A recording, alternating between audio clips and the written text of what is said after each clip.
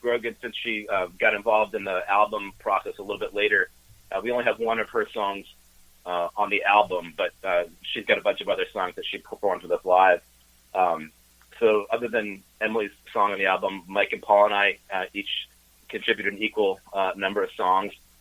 And the album's called Mighty, which is named after Paul's dog. Mighty's on the cover, right, and he's on the cover.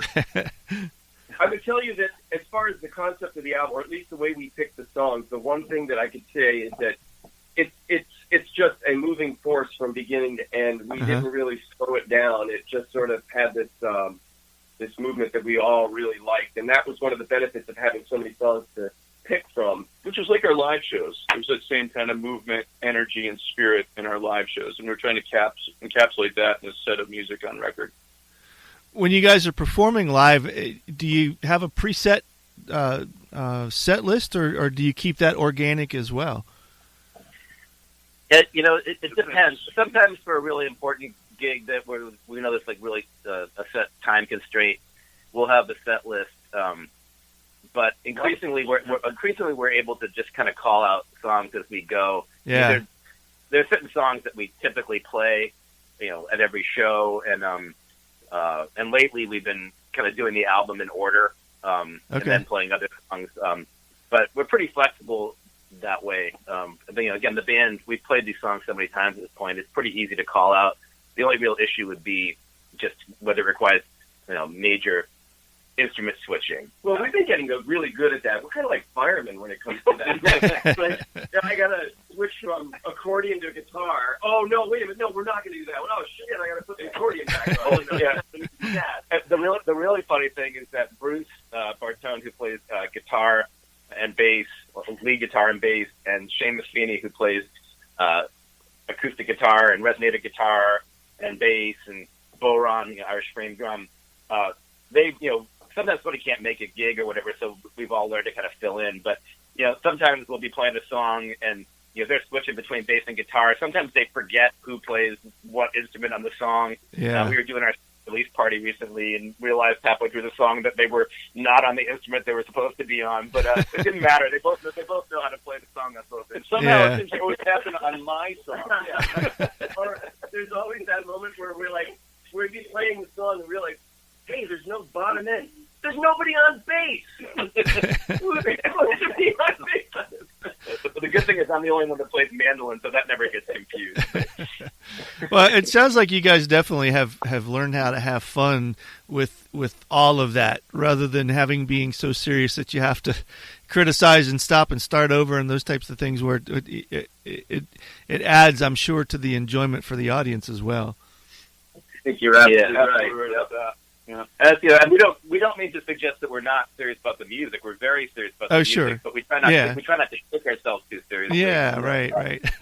So what's be obvious.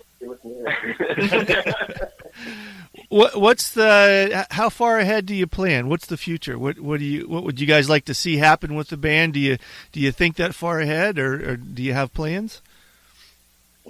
We've been thinking about it. Yeah, I think. First of all, now that we've finally sort of figured out how we want to approach the studio, because that was an interesting process. We tried lots of different approaches to recording, but we've got a home studio, and then we've worked with some outside studios as well. So I think the next studio album will go much more quickly. So we're definitely going to do some more recording. But it is our goal to try to expand both our fan base and our reach in the coming year. As we said, we're mostly regional, but we would like to start expanding a little further out. And, cool. We have a for more people. We have a plan to headline Newport Boat Festival. We haven't had a talk with him yet about that, but 2050 is what we're shooting for. Yeah. Okay.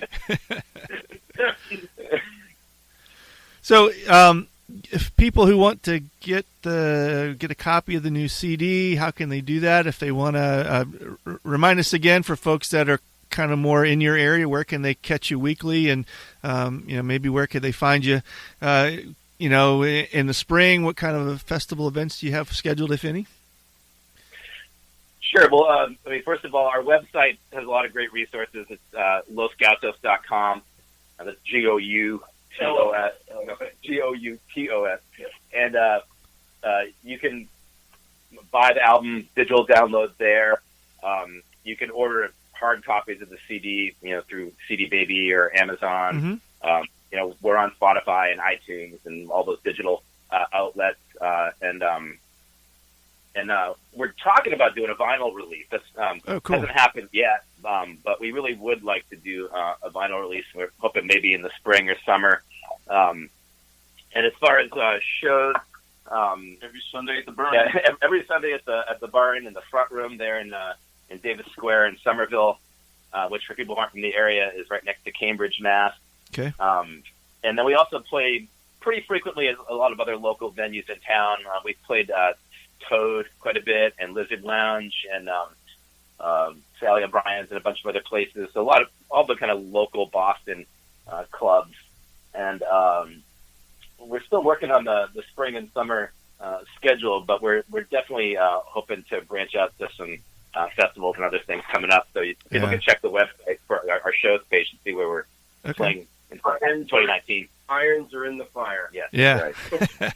Cool. Well, good. Well, thanks, guys. This has been fun, and appreciate getting the chance to learn about your music, and I wish you the best with it. Thanks so much, guys. We Appreciate appreciate it. it. Thanks. Thanks again for tuning in to this episode of Americana Music Profiles. Find us on iTunes at Americana Music Profiles and on the internet at AmericanaRhythm.com.